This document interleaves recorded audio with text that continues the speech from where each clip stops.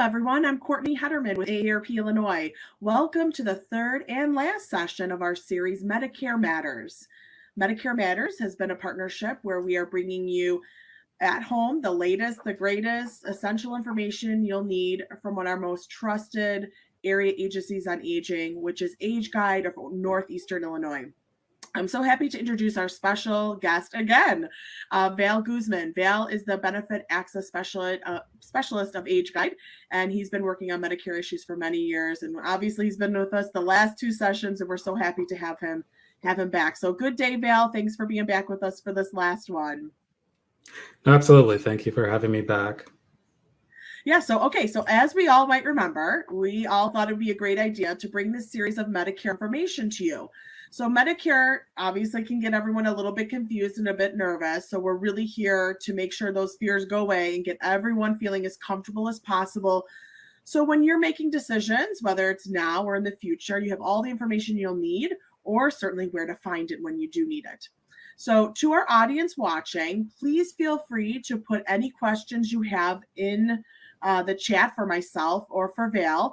I'll certainly kick us off with some questions to get us started, but please feel free to put any questions in the chat as we go along. So our last session is a big one, right? It's all about Medicare Part D and everything we need to know about prescription drugs. So let's just dive in. Okay, so I think the most logical question, we kind of did this in the other sessions, and I think this is appropriate too. So Val, what's Medicare Part D? So Part D is your prescription drug plan. So that covers your medications that you normally pick up at the pharmacy. That's the key part of it, is that if it's a medication or a drug that you pick up at the pharmacy, your Part D is what covers that. I make that distinction because there are certain medications that you actually get covered by your Medicare Part B. That's usually medications that are administered by a doctor or healthcare professional, more in a healthcare setting. So maybe something like an injection or chemotherapy is a big one. But for everything else, anything at the pharmacy, that falls under Part D. Gotcha. Okay, so when is someone eligible for Part D? Want to get that eligibility stuff out of the way. Yes, so you're eligible for a Part D plan when your Medicare starts. So if you're eligible for both Medicare Part A and Part B, you also are eligible for Part D. And it is, in a way, mandatory, or you do have to sign up for a prescription plan, even if you don't take any medications, because Medicare does penalize people if you don't sign up. And just so you have an idea, the penalty is it's 1% for every month that you're not covered by a plan when you were supposed to. So if there are some plans that are either very low cost, actually this year in 2024, there will be a plan that's completely free. But just know, when you're eligible for Medicare, you really have to sign up or have some type of coverage for your medications. Yeah, so speaking of that, so if someone is technically still working, or perhaps they have prescription drug coverage through their spouse, do they need to take Medicare Part D at that initial eligibility stage, or can they wait until they don't have an employer-sponsored health care? For the most part, those people don't have to sign up for a prescription plan, or they might even have the option to opt out of Medicare Part B because there is a monthly premium. People, because you still would want to double check with the employer, usually the human resources department or whoever handles benefits at that employer. They would be able to tell you whether that coverage is considered what Medicare calls a creditable coverage. Basically, that means that the coverage there is equal in value to what Medicare offers. So if you do get that clearance that it is creditable coverage, then yes, you can actually delay enrollment in your drug plan without any penalties. Gotcha. Okay, so we know when we're coming on, right? Okay, so let's talk about the cost, because that's always a big piece. So there's premiums, there's deductibles, copays. Can we talk a little bit about the cost? Absolutely. So there The prices for these prescription plans, it does range pretty widely. Next year, there is a plan that has a zero monthly premium, but it could go as high as about $108 per month. The price, I would say it's more so dependent on the medications you take, because if someone primarily takes generic medications, you could get away with maybe a lower cost plan or that plan that is free. But if you do take more specialty drugs or more brand name drugs, then usually those more expensive plans or the ones that do have a higher monthly premium, most likely those will cover you better. Because besides the monthly cost or the premium, there is also a deductible. The max deductible for next year is $545.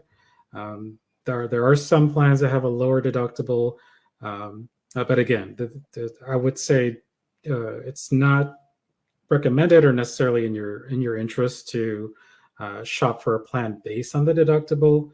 It's more so how it covers your drugs, because some drugs are actually exempt from the deductible, so the plan will cover those drugs right away. And then, of course, there are copays for some drugs. Yeah, that's copays.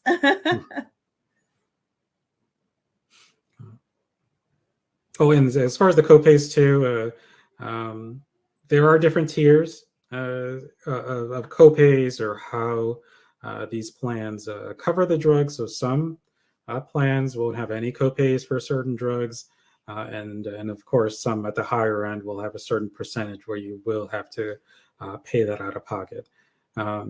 As far as those tiers, I would say usually the plans that cost more, usually they have a wider list of drugs, or some of the drugs may be at a lower tier, so they don't charge you as much out of pocket. But yes, so the copays is definitely the other cost that you can expect with these plans. So would it be safe to say that there are plans that are going to cover your prescription drugs, and maybe there's some plans that necessarily don't? So like just thinking about what the coverage is, right? So some plans are going to have a pretty extensive formulary perhaps, and others are not. And so how do you know, like if you have that scenario, or if that's, am I saying that correct? Then how do you know you're picking the best plan? Usually you would know based on the cost that you might expect for the year, because every year your plan is supposed to send you a notice or a letter that shows whether it still covers all of your drugs. Sometimes it'll say that actually no, they don't cover a drug anymore.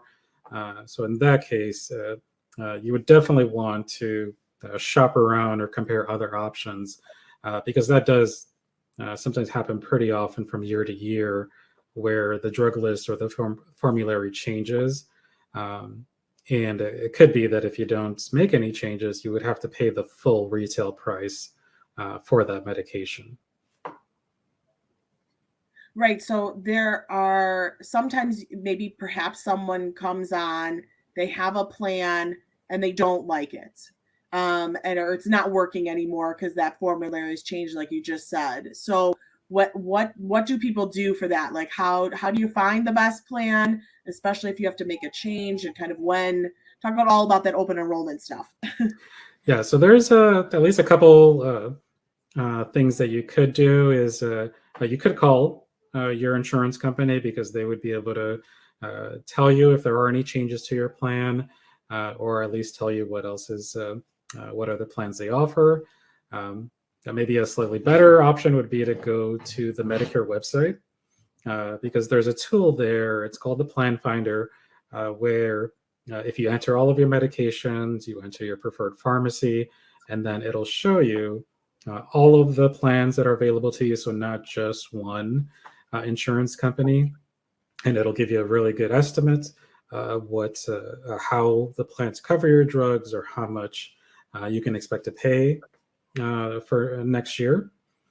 So the Medicare website's good if you want to try this on your own, but also through the Senior Health Insurance Program or SHIP counselors, we can also help you navigate that website and help you compare the plans so you can find one that I think saves you the most money.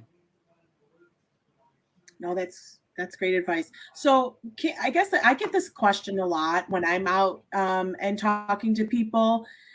Somebody will inevitably say, you know what, I've had a great plan. I've been really satisfied. And then all of a sudden, the plan makes a change, or like Medicare, that Medicare plan makes a change in the middle of the year. And so perhaps the drug they were taking and had a pretty good price is either A, no longer available, or it's not on that formulary, or the price is a lot higher. And so people always ask, like, can that happen? Is that legal? And so I just thought I'd ask your opinion on that. Like, how is it in fact true that they can do that? And then how do people figure out, okay, wait, you kind of alluded to it, but I just want to make sure people hear it again.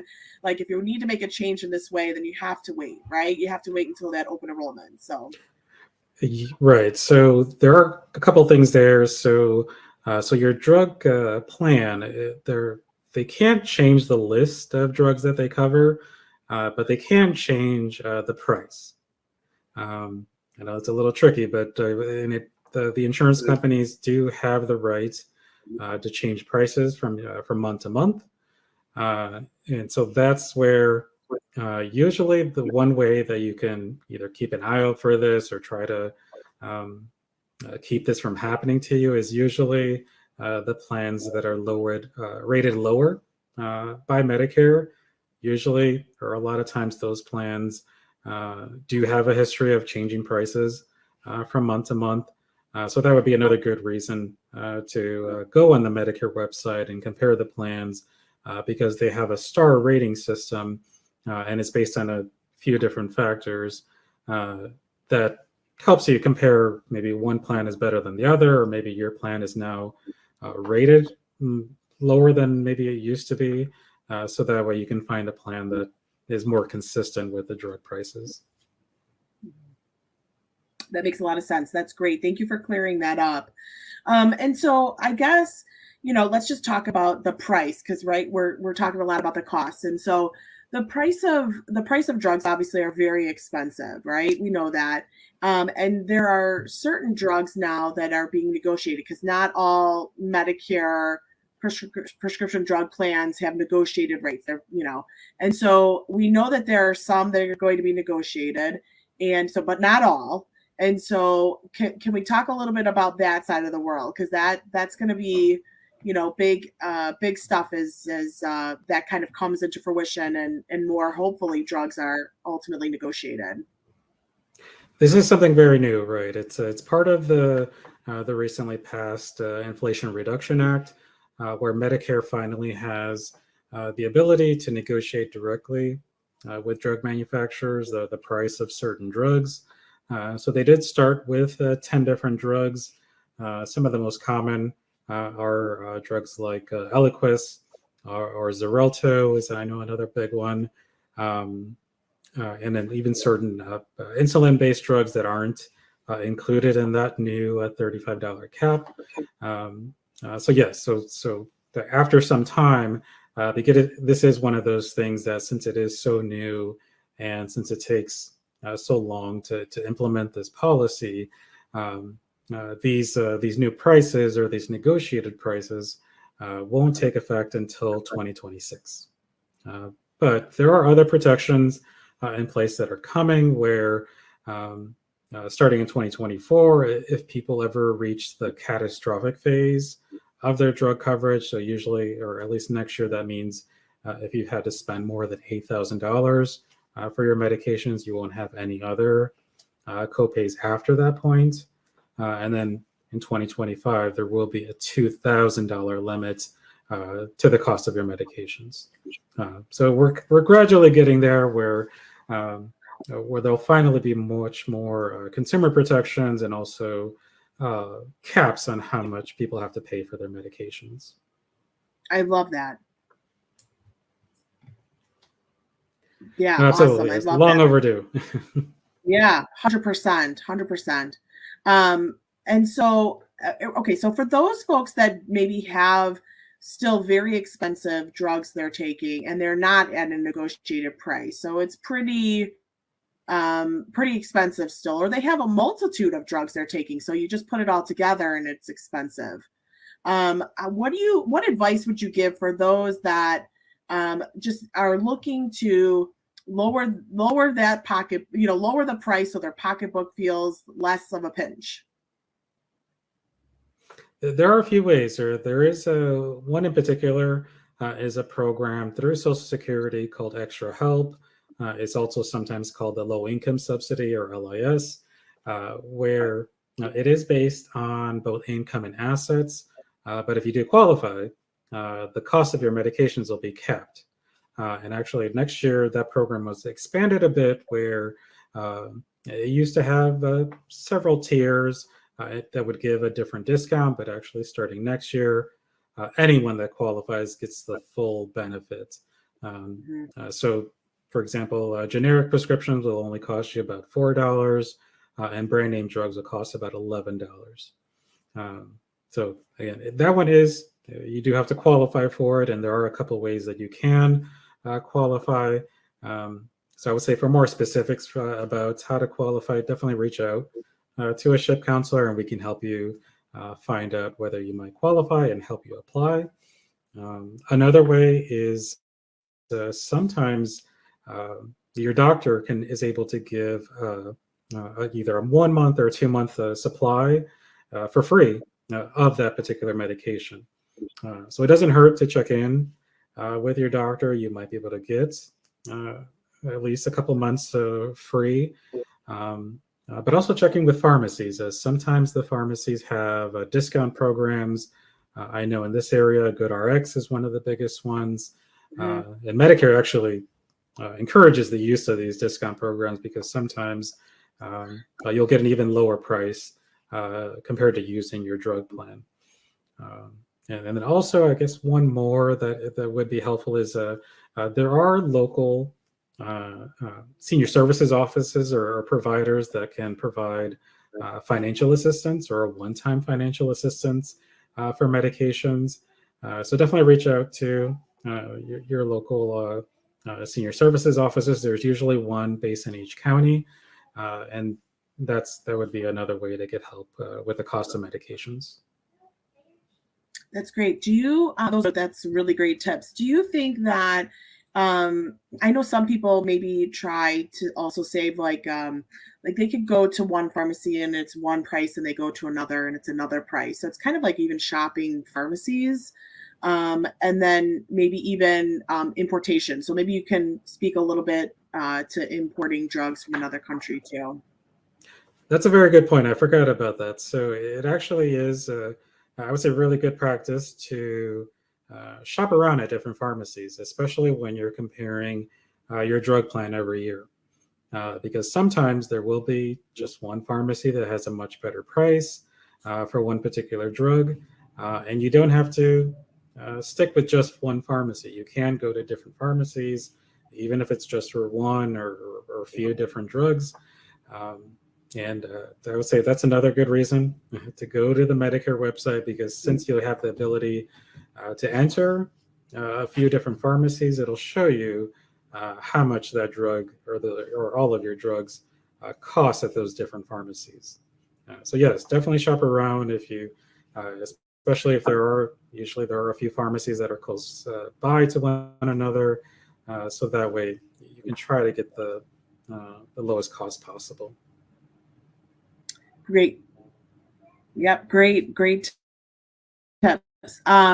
So do you think there's anything else that people really need to know about Medicare Part D? Is there choosing a plan, or is there kind of navigating whether coming on from, or they've been even around for a while as a Medicare beneficiary and they're just looking, like any other tips that you can give for our Medicare Part D folks?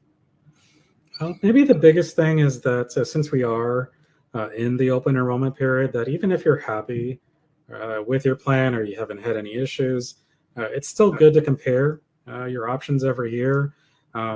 It doesn't, there aren't any incentives as far as staying with one plan from year to year. The insurance companies don't give discounts for loyalty or for staying with them. And it just happens so much, or from the people that I help or get to help is that it's almost every time if someone switches to a different plan or at least checks, usually they can save sometimes hundreds of dollars on their medications. So, so definitely, since we are in the open enrollment, the big thing is reviewing your options. That's one good thing to check into every year. Perfect. Yeah. So can you remind everybody of open enrollment? What else do they need to know about an open enrollment time? Yeah. So it does. So it goes from October 15th to December 7th. So that's when, if you have a prescription plan, you can change to a different one. Or if you are interested in a Medicare Advantage plan, you'd be able to change to one of those types of plans. So you have until December 7th to make any of those changes. Perfect. So you know that people are going to be, listening to this, and they're going to be like, okay, he gave me some resources. What remind me those again? So we want people to feel really informed, and certainly when they disconnect with us, they know exactly where to go. So what resources would you recommend? Yes, there's definitely a lot, especially with Medicare. There's just so much to keep track of. So I've mentioned it a few times, but the Medicare website is a very good resource to learn the ins and outs of Medicare. I know the AARP website has a lot of good information. Our website, AgeGuide.org, we have some informational videos that you can watch on just the various whether it's an introduction to Medicare or how to compare different plans. And even on their website, you can more easily get in touch with a SHIP counselor if you'd like to ask some questions or to go over the plan. So, so I think all three are a really good resource to either do some things on your own or find ways to get help. Yeah. Perfect. This is great. Thank you so very much. Unfortunately, we're out of time, but thank you to Val Guzman from AgeGuide for being with us today and our entire series. So thank you so much, Val. Your expertise is very, very much appreciated. We're so very fortunate that you are a knowledgeable leader and are bringing all this information to us. As I mentioned, this is the last of our virtual event in our series, Medicare Matters with AgeGuide. And again, listing those resources again, aarp.org/Medicare. The Medicare.gov website has that plan finder. It's awesome. Definitely go to that. And of course, ageguide.org. They're an amazing organization. Please check them out. They have wonderful resources. We're going to continue to bring meaningful and pertinent information to you on not only Medicare, but of course, many other issues. And we want to hear about that. So feel free again to share in the chat any questions you have, or share other topics that you're interested in. We would very much be interested in learning what you want to hear about. So we look forward to seeing you next time, and we hope to see you very soon. Thank you so very much, and have a great day. Thank you.